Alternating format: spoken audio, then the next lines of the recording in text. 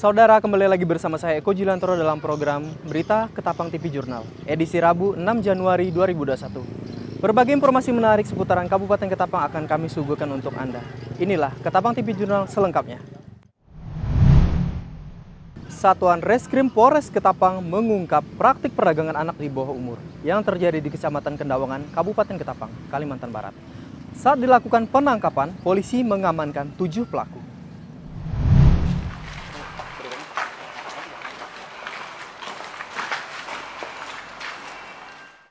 Pada hari Selasa 5 Januari 2021, Satreskrim Polres Ketapang menerima laporan bahwa telah terjadi perdagangan atau prostitusi yang melibatkan anak di bawah umur terjadi di wilayah Kecamatan Kendawangan. Tak lama pada hari itu juga, sekitar pukul 1 siang waktu Indonesia bagian Barat, kepolisian langsung amankan 7 pelaku di wilayah Kecamatan Kendawangan, yang terdiri dari 4 pelaku sebagai mucikari dan 3 pelaku lainnya sebagai pembeli. Dan sudah dilakukan penahanan terhadap para pelaku. Ketujuh pelaku tersebut berinisial AY, HER, DA, dan HAR selaku mucikari, serta AN dan saudara H selaku pembeli. Telah diamankan barang bukti berupa 6 buah telepon genggam, serta 1 buah mobil Toyota Avanza berwarna biru. Korban berinisial C yang baru berusia 16 tahun menceritakan kejadian bermula pada pertengahan bulan November 2020. Yang awal mulanya ia merupakan teman sekampung dengan keempat pelaku, AY, HER, DA, dan HAR.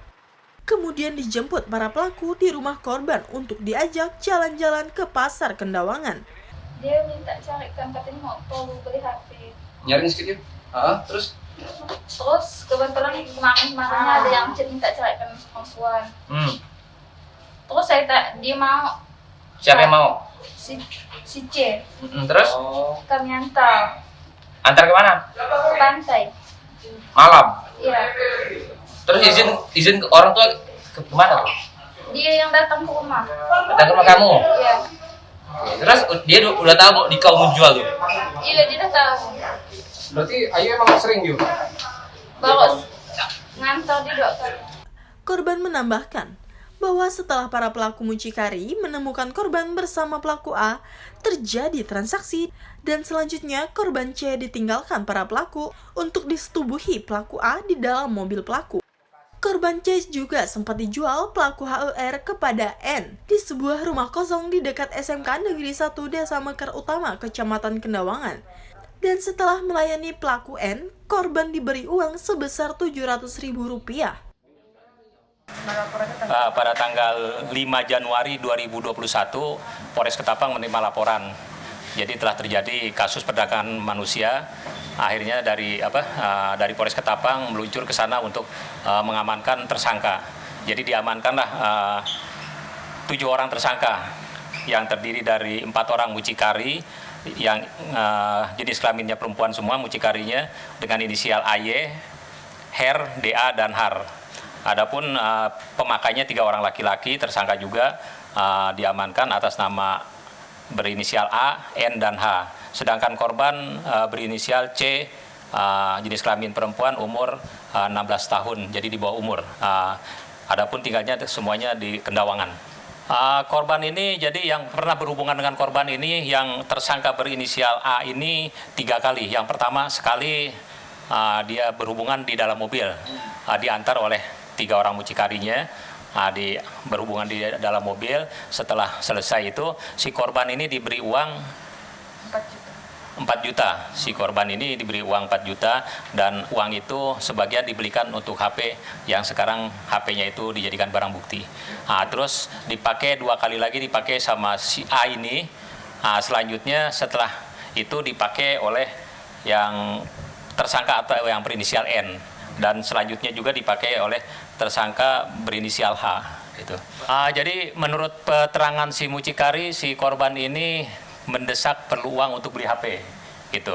Jadi karena si korban ini memerlukan uang untuk beli HP, jadi dia ada minta dicarikan sama mucikari ini kalau ada yang mau. Dia bilang kebetulan mucikari ini mungkin punya kenalan atau apa, akhirnya dapatlah seseorang yang berinisial A itu, dan A siap untuk memakai dan siap untuk membayarnya. Atas perbuatannya, para pelaku dijerat pasal 81 ayat 2 atau pasal 82, pasal 76E atau pasal 82 Undang-Undang Republik Indonesia Nomor 35 Tahun 2014 tentang perubahan atas Undang-Undang Nomor 23 Tahun 2002 tentang Perlindungan Anak. Tiara Nandika, Naufal melaporkan untuk Ketapang TV Jurnal.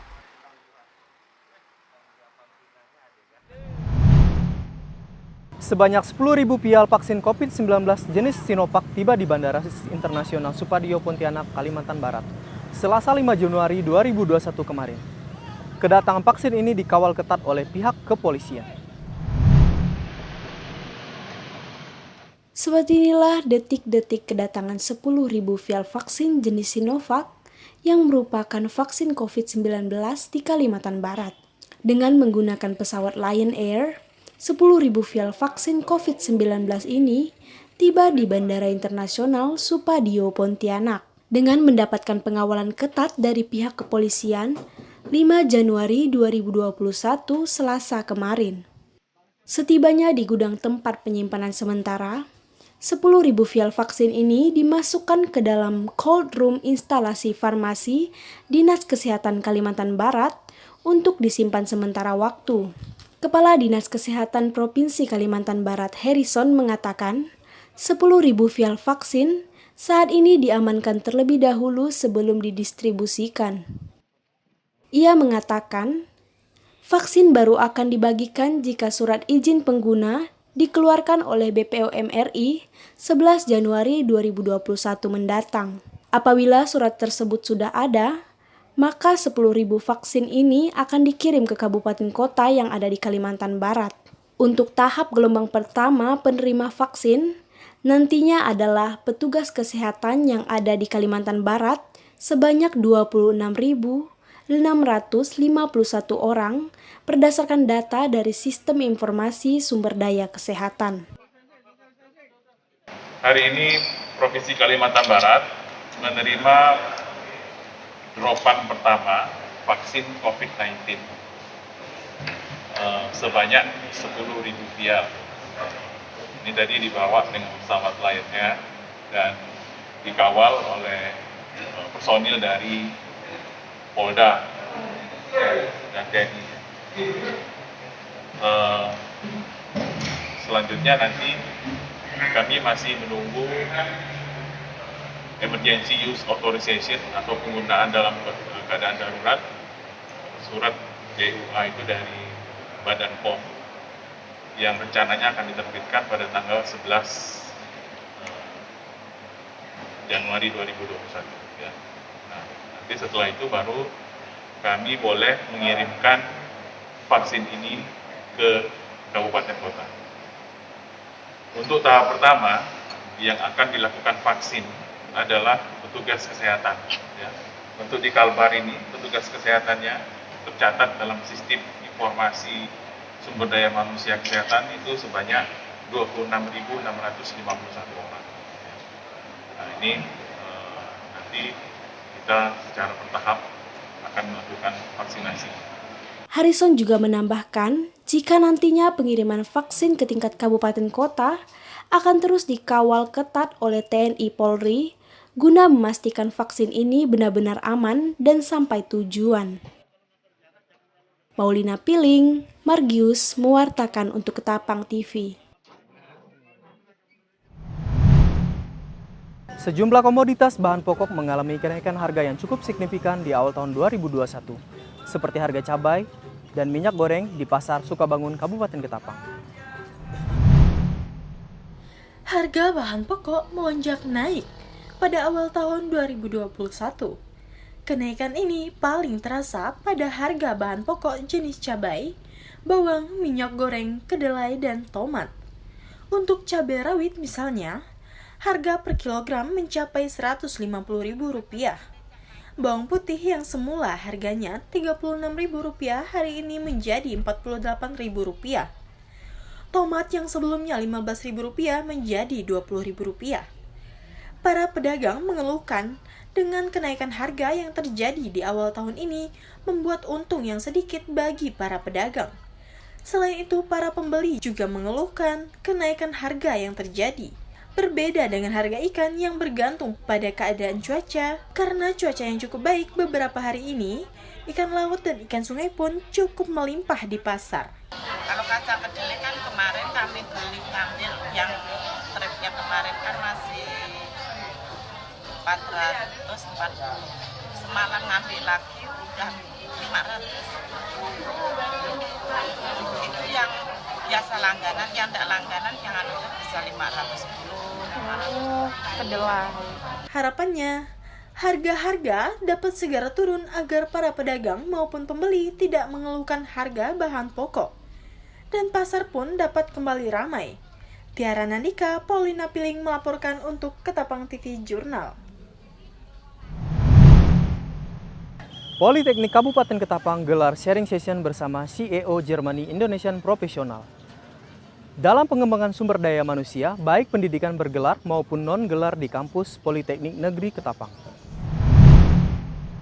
Dalam rangka mewujudkan visi menjadi politeknik unggul di bidang pertanian dan pertambangan, baik di tingkat nasional maupun internasional, Politeknik Negeri Ketapang melaksanakan sharing session tentang strategi memanfaatkan potensi yang ditawarkan Jerman dalam pengembangan sumber daya manusia, baik untuk pendidikan bergelar maupun non-gelar, yang dilaksanakan pada hari Selasa 5 Januari 2021 di kampus Politeknik Negeri Ketapang.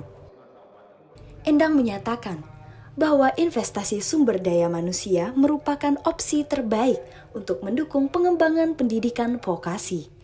Menurutnya, kolaborasi Politep dengan industri yang terjalin selama ini, terutama dalam penerapan pendidikan vokasi, mendorong sharing dalam penggunaan peralatan.